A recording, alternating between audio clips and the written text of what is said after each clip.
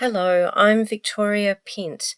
I'm a full-time painter living the dream, working from my home studio in Canberra, Australia. And it's January 2025. Thank you for joining me today. As a human, I can think of myself also as a ground-dwelling mammal, and so the forest floor is my ancestral home. I love to sit on the grass and the dirt and look at the trees, really look until I see, and when I really see, I feel compelled to paint. I think maybe the painting is an attempt to prolong the sense of connection and also to touch the untouchable part of the forest, the feeling part or the spirit. So there's an element of the abstract to my work. My art is also very impacted by a sense of place. I've lived most of my life in Canberra, which is known as the bush capital because it's surrounded by nature reserves, and those spill down into the suburbs in hundreds of little pockets of woodland, which the kangaroos use as a corridor down to our yards and our yummy grass on our sports ovals, along with the birds and the lizards and the snakes and the frogs. Another formative experience was that family holidays as a child were spent camping deep in the bush with no amenities but a small tent. And I adored that time immersed in nature. I can still recall viscerally the sensations from bathing in cold, cold river water with hard pebbles under your freezing toes, then onto blessedly soft sand and up the riverbank to the divine warmth of the fire, which never felt so good right then, and the bark on a log never felt so comfortable. And there's a strong sense of grounding in my work that comes from those experiences, and it means I tend to not put much sky in my paintings intuitively. I like to paint what I call landscape interiors or cozy wild places, which invite viewers to pause and peer in through the underbrush. My biggest influences are the Impressionists for their mastery of colour and light, and later the Australian Impressionists, particularly Fred McCubbin, who provided such sensitive, quiet responses to the bush. Later then Fred Williams for his minimalist summaries of this landscape. And Australia's First Nations artists inspire me immensely, and I'm learning from them much greater observation and intimate understanding of the layers of life, right down to tiny ground covers and underground plants like yams and how it all changes with the seasons. More recently, I'm also inspired by the work of John Wolseley, who makes very gestural, responsive works with direct contact with the surface, either with his hands or his body or objects of nature, which he uses as mark-making tools.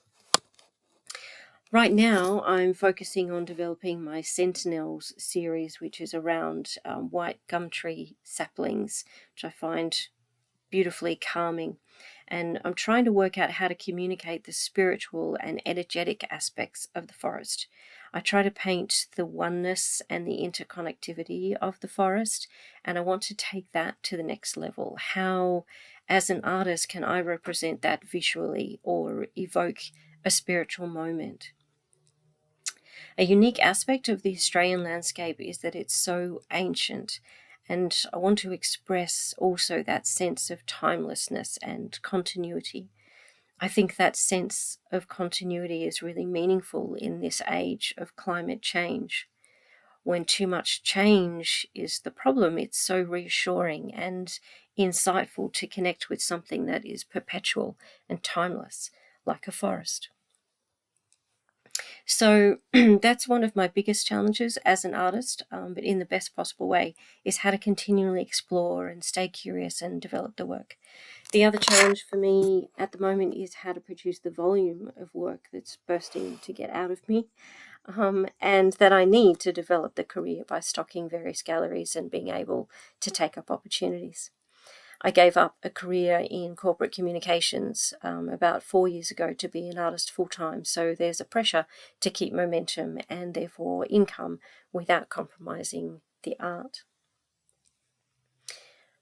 What would I tell my younger self? Well, it's absolutely possible to make a living from your art, but you must be smart about planning and marketing and finances, and you'll be surprised how much your future self actually enjoys all of that.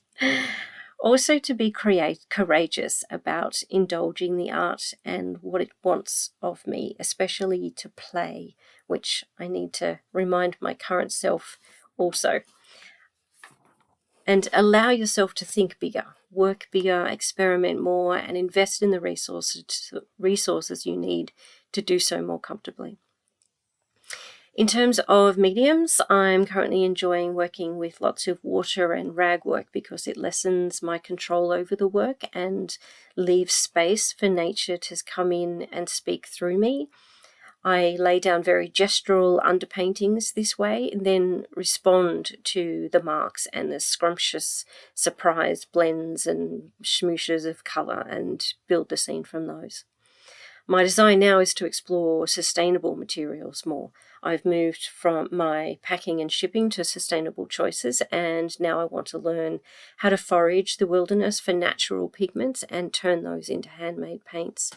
My work is very much about the unique palette of Australia's greyish, understated colours, which are often contrasted with flashes of brilliance like masses of yellow wattle and our amazing parrots and finches. So sourcing colour direct from the land feels like a natural progression, and I'm really excited by the idea of more directly connecting in that way and what developments will follow in the art itself that I haven't foreseen yet. At the moment, when I paint in my studio, I try and keep that connection by playing sounds of the forest. What else do I listen to? Other favourite playlists are spiritual drum music, didgeridoo, and inspiring podcasts and meditations, because when I'm painting, I'm already in a flow state and very receptive. And every now and then you'll find me dancing around, pinching myself that this is my life now, while I work to upbeat, celebratory music like Daphne Willis or Lady Bree or Sophie Tucker. That said, there's often so much going on in my mind that I'm so zoned out I don't even notice when it's silent. I also write fiction novels for a hobby, so it's actually never quiet in my head. What do I hope people will take from my art? What I hope people will get is some sense of their own moment's connection with nature. I just feel that it's such an important aspect of being human and such a gift. I love the idea of just holding space for viewers to do that and to simply be for a short while, same as you do when you're a mammal sitting in the forest. But really, as much as I feel like my art should have some great message or purpose, I paint really just because I feel compelled to. I must. I see something beautiful or moving or unique, and my first thought, for whatever reason, is I want to paint that. So I can only presume that being a painter is the path chosen for me by some being wiser than myself, who I really ought to listen to. The best ever reaction I've had to my work is actually viewers shedding tears at the sight of it. It's happened a few times in various circumstances, and it's really just so special. And once or twice I get a lump in my own throat when something just works so well and I'm in a really happy place. And I just love that. So that's all from me. I think thank you so much for sharing this time with me and stepping into my little artist's world. Do please link out to my website and Instagram. I love it when people reach out and keep in touch. And click subscribe to this YouTube channel. Artists are all so different. It's a fascinating place to explore art by artists where there are so many different interviews from all over the world. And so big thanks to the team at Art by Artists for pulling this together.